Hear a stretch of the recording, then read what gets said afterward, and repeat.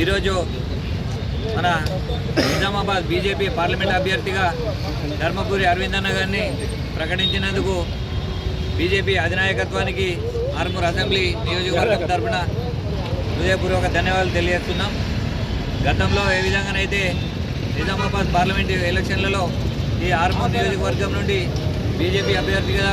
ధర్మపురి అరవింద్ అన్న గారికి 30,000 మెజార్టీ ఏ విధంగా ఇచ్చినామో ఈసారి అంతకు మించి రెట్టింపు మెజార్టీ దాదాపు 50 నుంచి 60,000 మెజార్టీ ఆర్మూర్ నియోజకవర్గమే ఇస్తామని చెప్పి తెలియజేస్తూ మరొకసారి కూడా అరవింద్ అన్న నాయకత్వాన్ని బలపరుస్తామని చెప్పి తెలియజేస్తూ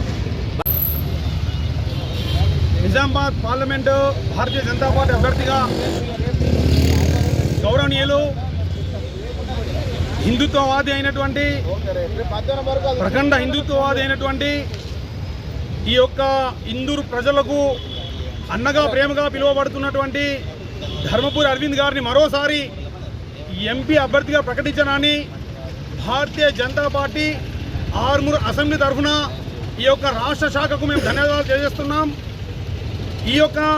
ధర్మపురి అరవింద్ అన్న గారు గతంలో ఏ విధంగా అయితే మాట ఇచ్చారో పసుపు బోర్డు తీసుకొస్తా అని,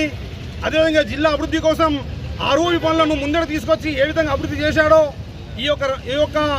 నిజామాబాద్ పార్లమెంట్ పరిధిలో ఎంత అభివృద్ధి అయితే జరిగిందో ఆ అభివృద్ధిని మరోసారి మళ్ళీ డబల్గా అభివృద్ధి చేయడానికి తాను ముందుకు వస్తూ ఉన్నాడు. మొన్నటి సభలో కూడా చెప్పారు, పసుపు రైతుల యొక్క ఏదైతే గిట్టుబాటు ధర ఉందో ఆ యొక్క ధరను 20,000 వరకు తీసుకెళ్లే బాధ్యత నాది అని రాసివ్వగలుగుతా అని చెప్పి అంత పకడ్బందీగా ఒక నమ్మకంతో చెప్పినటువంటి వ్యక్తి